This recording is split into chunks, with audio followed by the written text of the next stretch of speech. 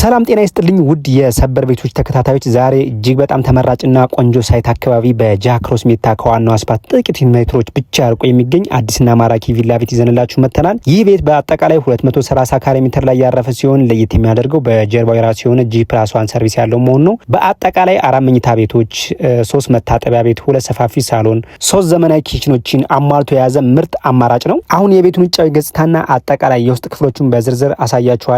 እስከ መጨረሻው አብራችሁን ቆዩ። መልካም ጊዜ፣ መልካም ቆዩ። ወደ ግቢው ዘለቅ ስንል ደግሞ ሙሉ በሙሉ ታይልስ የተነጠፈ 3 መኪና በነጻነትን የሚያቆም ንጹህ ግቢ እናገኛለን። የቤቱ ስትራክቸርና አወቃቀር ዘመናዊ ስታይል የተከተለ ሲሆን ማታ ማታ ግቢውን የሚያደምቁ ድብቅ የኮርኒስ መብራቶች ስፖት ላይ ተገጥመውለታል። በአንድ በኩል ለግቢው ውበት የሚሆኑ ማራኪ የሆኑ አነስተኛ የአትክልት ቦታ ሚኒ ግሪን ኤሪያ ተዘጋጅቶለታል። ሌላው የዚህ ቤት ትልቁ ልዩ ባህሪ ወደ ውስጥ በቂ ብርሃንና አየር እንዲገባ የሚያደርጉት እነዚህ ውብና ሰፋፊ የሆኑ የፕሮፋይል መስኮቶች ናቸው።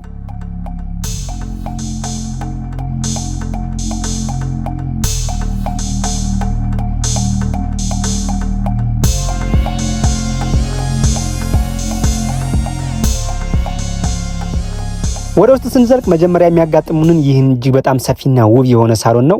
ማየት እንደምትችሉት ወለሉ ላይ የተነጠፈው ታይልስ ከፍተኛ ጥራት ያለውና ብርሃን የሚያንጸባርቅ ሲሆን የኮርኒስ ዲዛይኑ ጂፕሰም ወርክ ከዘመናዊ ቻለንደርና ድብልቅ የኤልኢዲ መብራቶች ጋር ተዳምሮ ለሳሎኑ ትልቅ ድምቀት ሰጥቶታል። በሳሎኑ መጨረሻ ላይ ደግሞ በጣም የሚያምር ጥራቱን የጠበቀ ኦፕን ኪችን ተዘጋጅቶለታል። ካቢኔቶቹ አሁን ካለው የቤት ዲዛይን ፋሽን ጋር አብሮ የሚሄድ ክሬም ወይም ግራጫ ከለር ሲሆኑ እቃዎችን በነጻነት ለመደርደር የሚያስችሉ ሰፋፊ መደርደሪያዎች አሏቸው።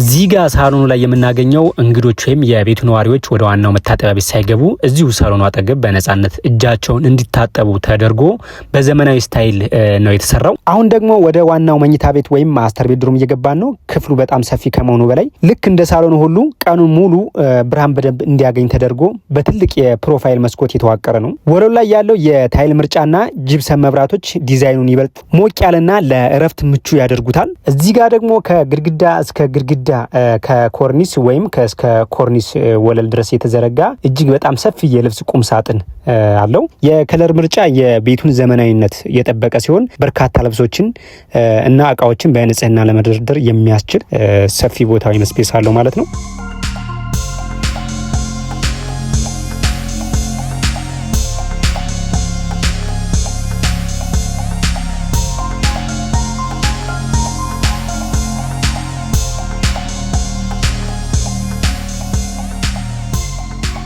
በመቀጠል ደግሞ እዚሁ ማስተር ቤድሩም ውስጥ የሚገኘውን መታጠቢያ ክፍል እኔ እዚሁ ጋር እንደምታዩት በጣም ክላሲክ የሆነ ጥቁር ሲንክ ከስር ካቢኔት ጋር ተገጥሞለታል። ወደ ውስጥ ስንገባ ደግሞ ሙሉ ለሙሉ ግድግዳው በዘመናዊ ታይልስ የተሸፈነ ሲሆን ንጹህ የሽንት ቤት እቃዎች ተሟልተውለታል። በቂ የሆነ ስፔስ ስላለው ገንዳ ወይም ጃኩዚ መግጠም ይቻላል።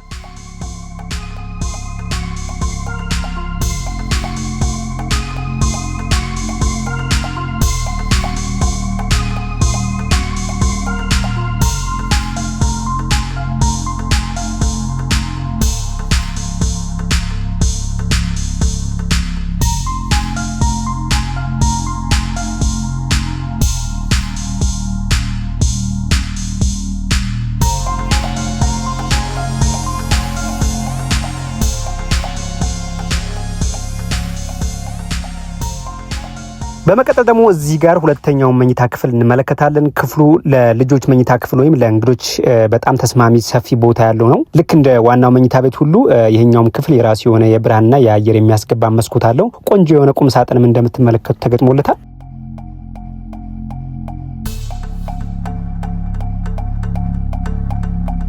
እዚህ ጋር ደግሞ ለሌሎች ክፍሎችና ለእንግዶች የሚያገለግለውን የጋራ መታጠቢያ ቤት ኮመን ባዝሩም እንመለከታለን። ክፍሉ ሙሉ በሙሉ በነጭ ማራኪ ታይልስ የተሸፈነ ሲሆን በጣም ንጹህና ዘመናዊ የሽንት ቤት እቃዎች ተገጥመውለታል። ይህኛው ደግሞ ሶስተኛው መኝታ ክፍል ነው። አወቃቀሩ ስፋቱ ልክ እንደ ቀድሞው ክፍል ለኑሮ እጅግ ምቹና ሰፊ ሆኖ የተሰራ ነው።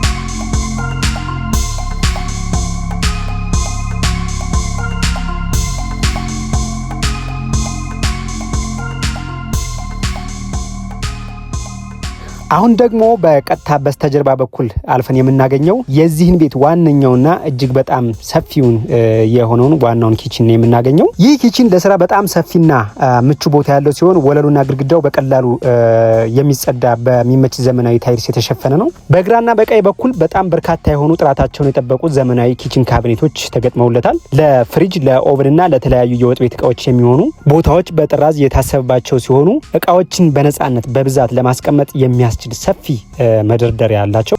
ውድ የሰበር ቤቶች ቤተሰቦች እንግዲህ የቪላ ቤት የሚገኘው ጃክሮስ ወይም ሜታ አካባቢ ነው የሚገኘው ብያችኋለሁ። ቦሌ ክፍለ ከተማ ነው። ዲጂታል ካርታ ነው። የተሟላ ዶክሜንት ነው ያለው።